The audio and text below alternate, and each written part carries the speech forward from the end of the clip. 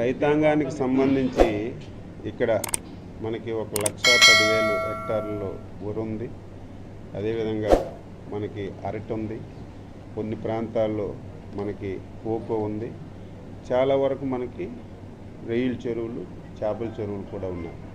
ఇప్పటికే టెంటేటివ్గా ఎక్కడెక్కడికి ప్రాబ్లం వస్తుందో టెంటేటివ్గా మేము ఇప్పటికే ఎన్యూమరేషన్ చేసి ఒక ఫిగర్ అనుకున్నాం.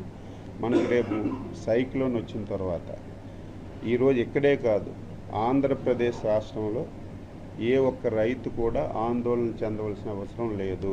నేను మొదటే చెప్పాను, ప్రకృతి వైపరీత్యాన్ని ఆపే పరిస్థితి ఎవరికీ లేదు. కానీ వైపరీత్యం వచ్చిన తర్వాత ఎవరైనా సరే రైతులు నష్టపోతే డీటెయిల్గా ఎన్యూమరేషన్ చేసి వాళ్ళకి నష్టపరిహారం ఇవ్వడం ఒక ఎత్తు. ఇప్పటికే ఆచార్య ఎన్జీ రంగా విశ్వవిద్యాలయంలోని సైంటిస్టులను అందరినీ రెడీ చేశాం. ఎందుకంటే రేపు సైక్లోన్ వచ్చిన తర్వాత కొంత పంటను మనం మళ్ళీ శాస్త్రవేత్తలు సలహాల మేరకు మనం దాన్ని మళ్ళీ తయారు చేసుకునే అవకాశం ఉంది.